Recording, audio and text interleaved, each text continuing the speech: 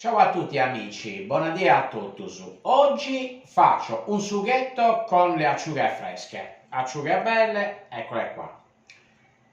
Le viscero, le pulisco e poi le condisco con del pomodoro, dell'origano e dell'aglio. Il passaggio del pomodoro lo farò al forno e poi una leggera frullata. Dopodiché tutto in padella in attesa di far sbollentare la pasta e poi una bella mantecata.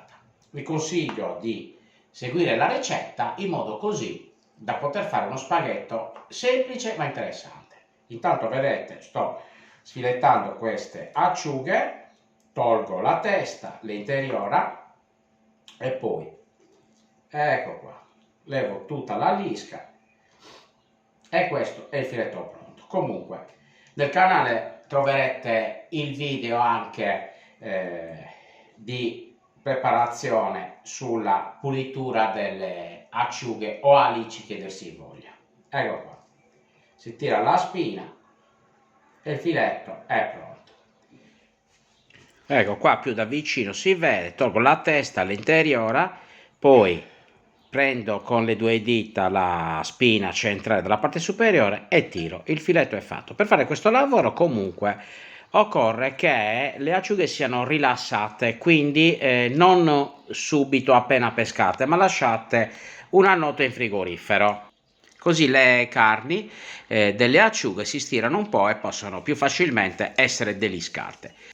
Poi per levare l'amarognolo che ha il sangue dell'acciuga, le lavo in salamoia, quindi un bel po' di sale sopra, dell'acqua e così faccio un bagnetto. Le sciacquo in salamoia, le lascio qualche minuto così per osmosi il sale scaccia l'amarognolo. Ecco qua, una volta poi sciacquate nella salamoia, le pulisco ulteriormente, tolgo qualche spinetta, qualche impurità e le metto da parte.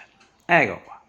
Quindi sciacquate bene. Poi si può fare questa operazione anche sotto acqua fresca. Una volta la salamoia fatta, si possono anche sciacquare più velocemente in acqua fresca.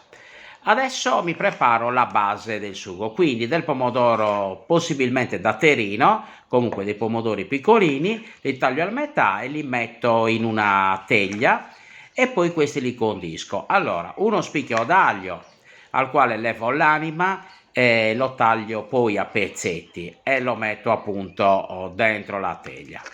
L'anima la levo perché poi l'aglio verrà tritato assieme, quindi rimane un po' più digeribile senza il germoglio che ci può essere all'interno, a meno che non parliamo di aglio fresco. Comunque in questo caso è sempre meglio togliere il germoglio, che è la parte più forte dell'aglio. Una volta poi messo l'aglio a pezzetti, che ripeto dopo andrà frullato, continuo a condirlo e quindi un bel po' di sale, questo a discrezione, io comunque ne aggiungo un po', perché poi questa sarà appunto la base del sugo. Poi dell'origano, io in questo caso sto usando dell'origano mio, l'origano essiccato, anche qua messo in quantità abbondante perché a me piace abbastanza. Dopo l'origano un giro di pepe volendo, o anche un po' di peperoncino, ma preferisco del pepe in grano macinato, e poi abbondante olio extravergine d'oliva di quello buono, sempre olio di qualità. Una mescolata e poi metto in forno. Metto in forno per circa 30 minuti a 180 gradi. Così il pomodoro si cuoce e anche leggermente bruciacchia. Ecco qua, questo è il risultato. Si è appassito perfettamente dopo una trentina di minuti e quindi il tempo di intiepidirsi un attimo e poi lo frullo con in questo caso un mini pimer, ma si può fare anche con un frullino. Insomma, frullo tutto quanto, quindi anche i pezzetti d'aglio compresi, col mini pimer, in modo da ottenere una crema vellutata. Di solito la quantità di liquido che c'è ancora nel pomodoro permette di avere una crema non eccessivamente densa. nel caso in cui si può anche aggiungere un pochettino di olio extravergine d'oliva. Nel mentre l'acqua bolle e in questo caso butto delle reginette fatte in casa, quindi classica pasta fatta in casa e poi reginette tagliate con la rotella, molto irregolari, proprio una pasta casereccia. In una pentola metto tutto il sughetto che ho fatto e lo lascio riscaldare un poco, mentre in temperatura un mestolo di acqua di cottura. Ecco qua, in modo da farlo rinvenire e poi anche renderlo un pochettino più liquido, perché poi metterò la pasta, che essendo quella fatta in casa tra l'altro ha bisogno di una cottura importante, è pasta che non scuoce mai.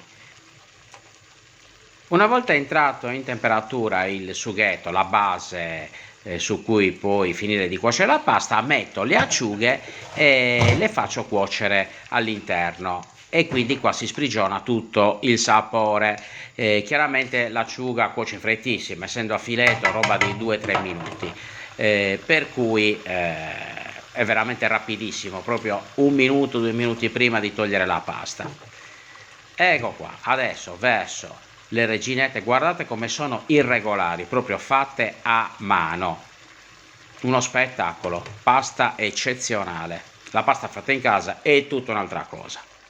Ecco qua, un po' di acqua di cottura e poi finisco di cucinarla in padella. Le acciughe, come vedete, rimangono abbastanza compatte, bellissime. Una saltata e poi pronti ad impiattare. Ecco qua, guardate che spettacolo, meravigliose. E poi il profumo che si sprigiona da questo sugo con le acciughe fresche è eccezionale. Un po' di sughetto sopra, guardate il filetto di acciuga come rimane compatto, è bellissimo. Quando si parla di prodotti di prima categoria, chiaramente il risultato è questo. Beh, che vi devo dire? Vi auguro un buon appetito e fatemi sapere nei commenti cosa ne pensate. Come al solito, per me questo è un piatto strafanato, è eccezionale. Ciao, alla prossima ricetta!